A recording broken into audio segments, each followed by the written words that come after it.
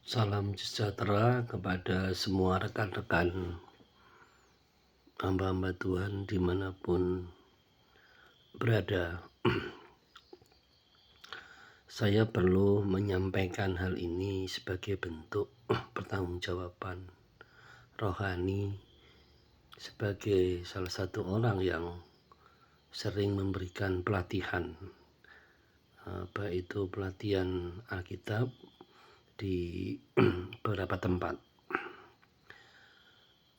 Dan saya juga mencermati bagaimana pelayanan apologetika itu sudah kebablasan, karena bukan lagi untuk menyampaikan pesan kebenaran, tetapi lebih cenderung kepada pernyataan-pernyataan emosional. Tentunya apa yang saya sampaikan ini tidak akan sepenuhnya bisa diterima oleh banyak rekan, mungkin karena perbedaan pemahaman dan pandangan teologis, tetapi izinkan saya menyampaikan pengalaman ini bisa menjadi bahan diskusi dan bahan untuk perenungan ke depan. Saya awali sharing saya ini dengan satu peristiwa di mana saya diundang di satu sekolah Alkitab untuk menggantikan seorang rekan dari Australia waktu itu. Jadwal mengajarnya dia di sebuah kampus, karena pertimbangan beliau harus ada sesuatu yang mendesak, jadi diminta saya untuk menggantikan mata kuliah lintas budaya. Di dalam mata kuliah itu memberikan satu penyampaian pesan bagaimana membangun jembatan dialog dengan saudara-saudara non-Kristen. Dalam hal ini lebih spesifik adalah saudara-saudara Muslim kita, karena kita hidup dan tinggal dengan rekan-rekan yang mayoritas Islam. Jadi betapa pentingnya sebuah jembatan itu untuk bisa masing-masing kita dan mereka itu bisa duduk dalam satu meja dengan kehangatan. Ini akan sangat menolong tentunya untuk masing-masing pihak dengan kesadaran rohani dan kedewasaan bisa membagikan pengalaman rohani mereka, bisa membagikan pesan rohani mereka yang mereka percayai gitu. Di dalam kelas itu saya membuat satu opening atau pembukaan dengan pernyataan yang kontroversial, dengan tujuan adalah untuk mendalami dan mengukur sedalam mana adik-adik mahasiswa yang 6 bulan lagi itu akan diwisuda menjadi calon-calon sarjana teologi. Saya membuka pernyataan yang kontroversial dengan tujuan itu.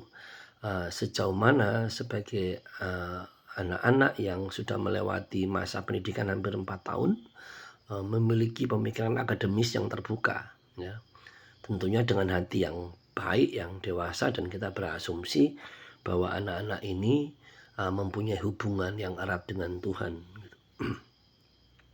Pernyataan saya buka dengan tegas bahwa saya adalah salah satu orang yang mengakui kitab suci Al-Quran secara prinsip itu sebagai firman Allah. Pernyataan itu membuat satu kelas itu terkejut dan membuat ribut begitu, dan hampir saja saya diminta keluar dari kelas tersebut. Tetapi ada mahasiswa yang saya pikir beberapa, tidak banyak, yang sangat baik dan jernih. Jadi mereka memanggil kaprodinya ya, untuk melaporkan hal ini gitu ya, menyampaikan apa yang terjadi di kelas pagi itu. Ya, dan luar biasanya kaprodi ini adalah seorang Tionghoa, ibu-ibu separuh baya, dan saya terkejut dengan pernyataan Ibu Kaprodi ini karena dia mengatakan di depan kelas waktu itu, bukankah Pak Rudi masih menyampaikan satu opening kelas dan belum selesai, dan baru berapa detik pernyataan itu. Jadi demi pertimbangan selesainya jam lintas budaya yang saya sampaikan itu, Ibu Kaprodi ini menunggui kelas saya, jam saya itu di depan pintu kelas, duduk di sana dengan baik dan meminta saya untuk terus melanjutkan apa yang saya sampaikan.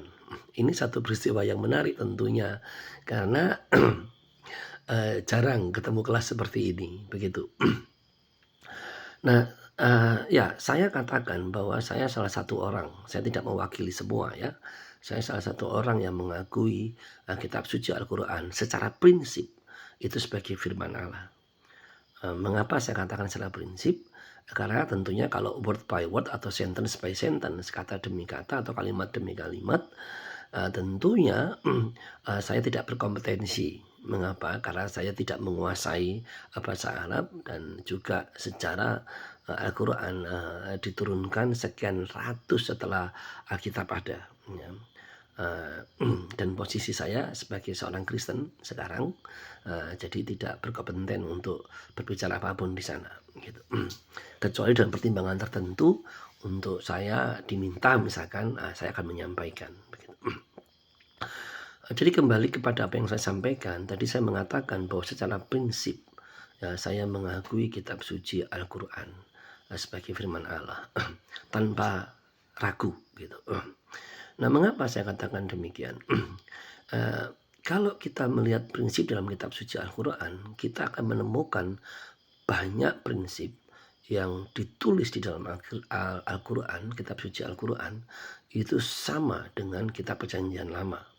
Mata ganti mata, gigi ganti gigi, hukum perang, hukum poligami, ya, semuanya ada di dalam kitab Perjanjian Lama, gitu. Jadi tidak kurang dan tidak lebih secara prinsip, saya katakan ya. Secara prinsip artinya secara pokok penting, gitu. Nah, tentunya kita harus melihat dari sisi itu ketika kita berbicara tentang Islam, gitu. Dan ketika saya kembali kepada kekristenan, saya bertanya kepada mahasiswa saya di kelas itu, saya bertanya satu pertanyaan, apakah kalian mengakui bahwa kitab Perjanjian Lama dan Taurat Tuhan yang dicatat dengan baik di kitab 5 kitab Perjanjian Lama yang ditulis oleh Musa, itu adalah firman Tuhan, gitu. Saya percaya bahwa setiap orang Kristen percaya bahwa Perjanjian Lama adalah firman Tuhan, ya, firman Tuhan, gitu. Tidak ada yang ragu dengan itu. Tetapi adalah pertanyaannya sekarang, sekalipun di dalam Perjanjian Lama yang kita akui dengan sepenuh hati sebagai bentuk dari firman Allah, pertanyaannya apakah kita hidup kita hari ini dalam standar Perjanjian Lama? Tentunya tidak, ya. Tentunya tidak, ya. Justru seperti Paulus mengatakan bahwa Taurat adalah bayangan yang akan datang, yang sekarang digenapi dalam Kristus Yesus, ya. Itu pernyataan yang luar biasa dari seorang Paulus, gitu. Sekalipun di dalam pelayanannya Paulus tidak meninggalkan keyahudiannya sama sekali. Kalau kita membaca di Perjanjian Baru, kita melihat dengan tekun Rasul Paulus tetap beribadah di sinagog, bertemu dengan orang-orang Yahudi di perantauan di Asia Kecil, dan untuk menjalin kontak dengan mereka, Paulus selalu ke sinagog. Ya, ini tujuannya, itu luar biasa. Dan di akhir hayatnya sama, ya. Ketika dia pulang ke Yerusalem sebagai suku Benyamin, dia juga melakukan semua upacara dan ritual dari orang-orang Yahudi atau penganut Yudaisme, atau mereka yang memegang Taurat sebagai arah hidup mereka, begitu. Tetapi Paulus tahu persis bahwa ia sekarang hidup dalam satu perjanjian baru, tetapi dia tidak pernah memungkiri dari mana asalnya dia, begitu. Nah, kembali tadi apa yang saya sampaikan bahwa secara prinsip di dalam kitab suci Al-Quran sama persis dengan kitab perjanjian lama. Tetapi bagi orang-orang percaya, pengikut Kristus, mereka tidak lagi hidup dalam standar itu. Ya, ini harus kita tegaskan dan kita garis bawahi. Mengapa? Karena banyak orang-orang Kristen itu ketika bersahabat dan bersentuhan dengan keislaman selalu berpikir bahwa kitab suci Al-Quran pemahamannya banyak yang seperti itu, bahwa ini bukan firman Allah. Terus definisi arti sebagai seorang nabi juga bias begitu. Bagi orang Kristen, nabi itu dinubuatkan, ya, dipilih, ya, dan juga menyatakan tanda-tanda kenabian. Ini kepercayaan bagi orang Kristen yang tentunya benar, ya, karena mereka mendasarkan pemahaman ini kepada pengajaran-pengajaran firman Allah itu sendiri, ya. Nah, kalau kita melihat banyak nabi diperlengkapi Allah dengan itu, dari Musa, dari Elia, mereka menyatakan itu, ya, tanda-tanda yang luar biasa untuk menyatakan kenabian mereka. Tetapi kalau kita belajar kepada Nuh, kepada Habel, kepada Abraham, kepada Yusuf, ya, kepada Ayub, ya, mereka tidak melakukan mujizat apapun, ya. Toh identitas dan pernyataan bahwa mereka seorang nabi dan bapak beriman kepada Abraham itu melekat, gitu, ya. Jadi dari ukuran itu kekristenan jelas bahwa nabi juga tidak harus membuat mujizat, gitu, ya. Seorang nabi tanda paling utamanya justru hidup dalam kehendak Bapaknya, dalam ketaatan, ya, seperti Abraham atau mungkin dalam bahasa kitab suci Al-Quran Ibrahim. Dalam segala ketaatan dia menghidupi kehendak Bapaknya. Sekalipun Ibrahim harus meninggalkan Ur Kasdim dan menuju ke tempat yang sama sekali dia tidak tahu begitu. Tetapi itulah apa yang terjadi di dalam fakta yang kita pelajari dalam Alkitab. Nuh juga sama persis. Ia tidak menyatakan mujizat apapun selain membuat bahtera sekian puluh tahun, mungkin ratus tahun, ya. Bahtera itu dibuat begitu hanya untuk mentaati kehendak Bapaknya. Sama dengan Habel, sama dengan Yusuf. Banyak hamba-hamba Tuhan yang tidak melakukan mujizat apapun sebagai bentuk pernyataan peneguhan kenabiannya, tetapi mempunyai ciri yang paling utama, yaitu hidup dalam ketaatan untuk melakukan kehendak Allahnya itu. Ini harus kita pahami, karena saya khawatir bahwa seseorang melakukan banyak peneguhan mujizat tetapi tidak hidup dalam kehendak Bapaknya. Ini yang menjadi masalah besar, gitu.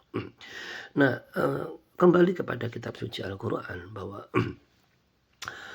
bahwa inilah harusnya kita memandang.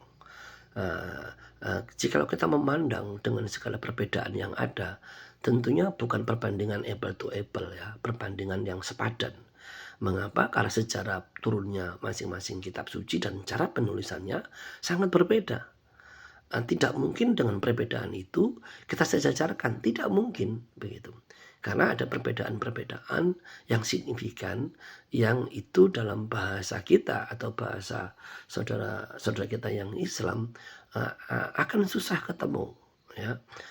Oleh karena itu dalam dialog saya melihat bukan soal benar atau salah, gitu, tapi bagaimana masing-masing orang menyatakan keindahan kebenaran yang dia yakini, dan izinkan khalayak ramai orang di luar itu menilai, melihat, dan membuktikan bahwa satu kebenaran itu bisa disebut sebagai kebenaran kalau kebenaran itu mampu mempunyai kuasa untuk mengubah hidup orang dari orang yang diperhamba dengan dosa menjadi orang yang menang dengan dosa dan hidup dalam kebenaran. Harusnya ini yang menjadi ukuran. Terima kasih untuk waktu yang saudara berikan untuk bisa mendengar dan merenungkan apa yang saya sampaikan. Selanjutnya bisa menantikan bagian yang kedua yang selanjutnya. Terima kasih kepada semua dan Tuhan memberkati.